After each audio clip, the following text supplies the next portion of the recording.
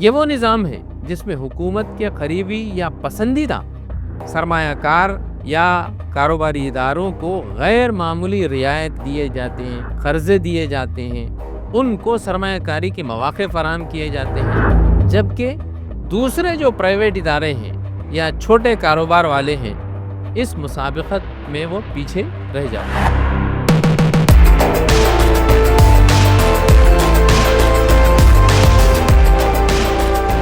Washington post میں ایک خبر چھپی ہے، وہ خبر LIC اور اڈانی گروپ سے متعلق ہے۔ آج اسی خبر سے متعلق ایک تنقیدی جائزہ یہ لیتے ہیں۔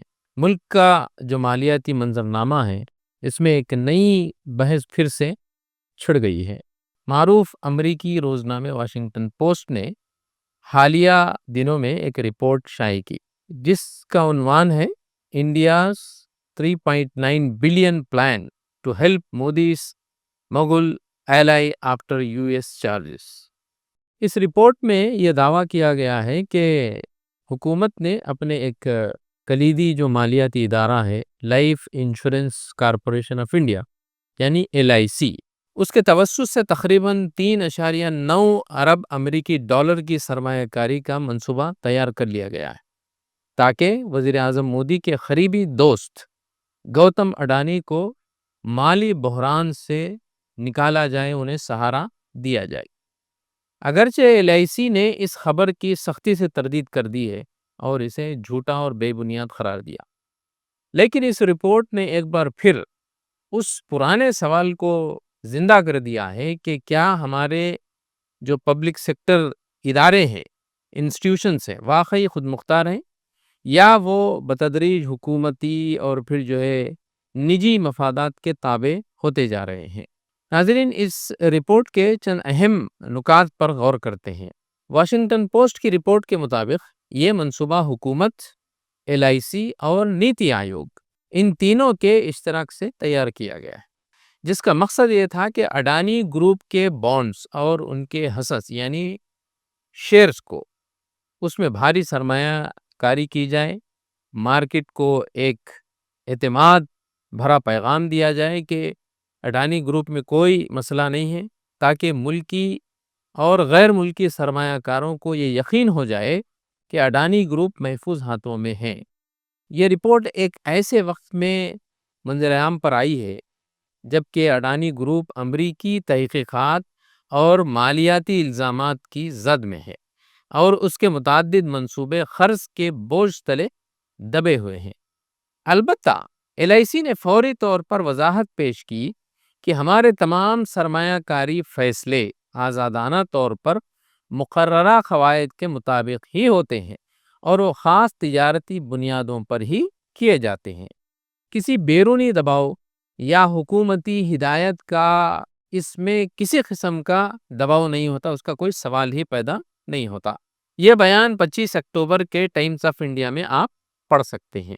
ناظرین، جیسا کہ آپ جانتے ہیں کہ LIC ملک کے سب سے بڑے عوامی مالیاتی اداروں میں سے ایک ہے۔ اس کے پاس 20 کروڑ سے زیادہ پالیسی ہولڈرز کے کھربوں روپے امانت کے طور پر رکھے ہوئے ہیں۔ یہ رقم حکومت یا کسی سیاسی جماعت کی نہیں ہے، بلکہ عام ہندوستانیوں کی یہ رقم ہے، ان کے پیسے ہیں۔ وہ لوگ جو اپنی محدود آمدنی میں سے کچھ حصہ اس امید پر اس میں جمع کرتے ہیں کہ زندگی کے کسی نازک موڑ پر یہ سرمایہ ان کے کام آ سکے۔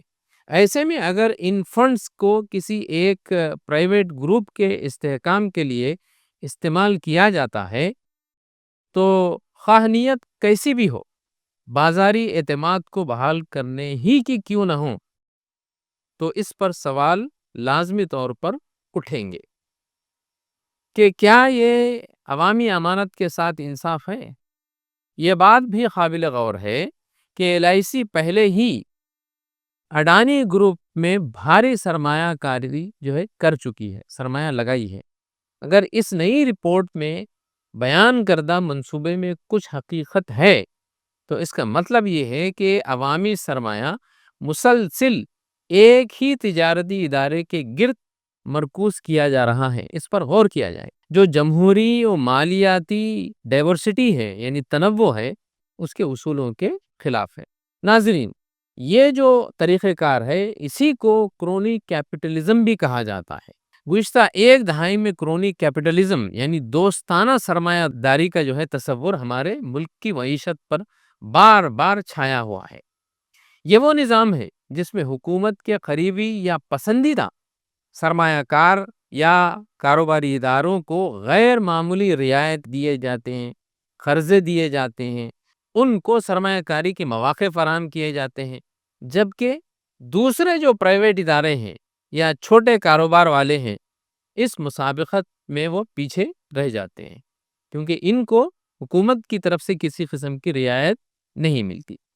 واشنگٹن پوسٹ کی رپورٹ کا سب سے خطرناک پہلو یہی ہے، یعنی ایک ایسی سرمایہ کاری اسکیم جس کا مقصد منافع نہیں بلکہ اعتماد کی بحالی بتایا جا رہا ہے۔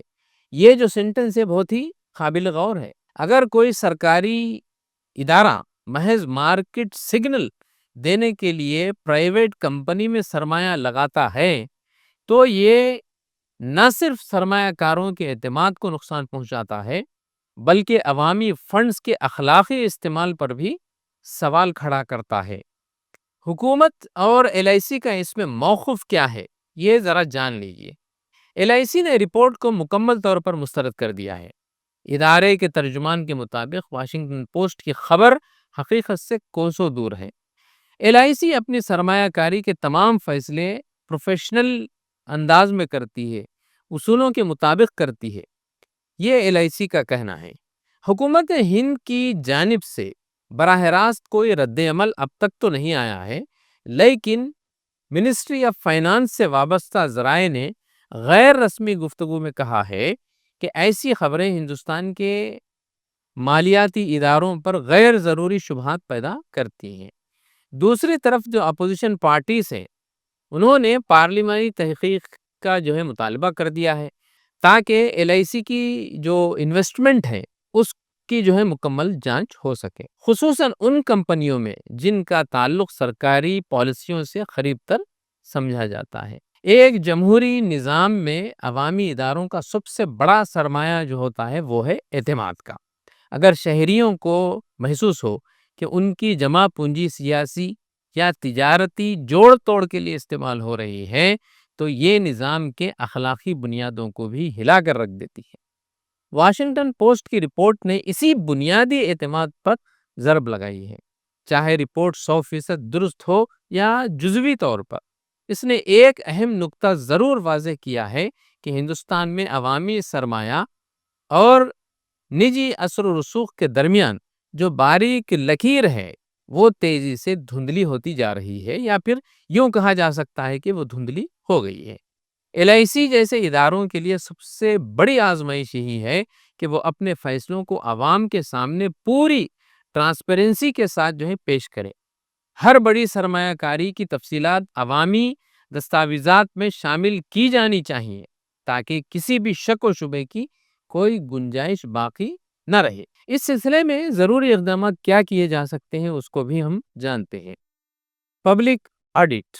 ایل آئی سی کو اپنی سالانہ سرمایہ کاری کی رپورٹ پبلک ڈومین میں شائع کرنی چاہیے، رکھنی چاہیے، جس میں ہر بڑی کمپنی میں سرمایہ کاری کی تفصیلات واضح ہوں۔ دوسرا یہ کہ پالیسی ہولڈرز ریویو بورڈ قائم کیا جائے، ایک ایسا ادارہ قائم ہو جو پالیسی ہولڈرز کے مفاد کی نگرانی کرتا ہو۔ تیسری بات، سرکاری مداخلت کی پابندی لگنی چاہیے۔ پبلک فنڈز کی جو پرائیویٹ گروپس میں سرمایہ کاری کے لیے واضح ضابطے اور پارلیمانی منظوری لازمی ہونی چاہیے۔ چوتھی چیز، میڈیا اور سول سوسائٹی کی بھی نگرانی ہو۔ ایسے معاملات میں صحافت اور شہری اداروں کو آزادی دی جائے تاکہ وہ ٹرانسپیرنسی کے نگہبان بن سکے۔ یہ واقعہ جو ہے وہ ایک مالیاتی تنازع کا نہیں ہے بلکہ جمہوری نظم اور شفافیت کے لیے ایک امتحان بھی ہے۔ عوامی امانت کو نجی مفاد کے تابع کرنا نہ صرف اقتصادی انصاف بلکہ سیاسی اخلاقیات کے لیے بھی خطرناک ہے۔ ہندوستان جیسے جمہوری ملک میں اگر ریاست اور سرمایہ دار کے درمیان پائے جانے والی سرحد مٹ جاتی ہے تو نقصان صرف اعداد و شمار کا ہی نہیں ہوگا، بلکہ عوام کے اعتماد، اداروں کی ساکھ اور جمہوریت کے اخلاقی وقار کا بھی ہوگا۔ تو ناظرین، آپ دیکھ رہے تھے ویوز آن نیوز۔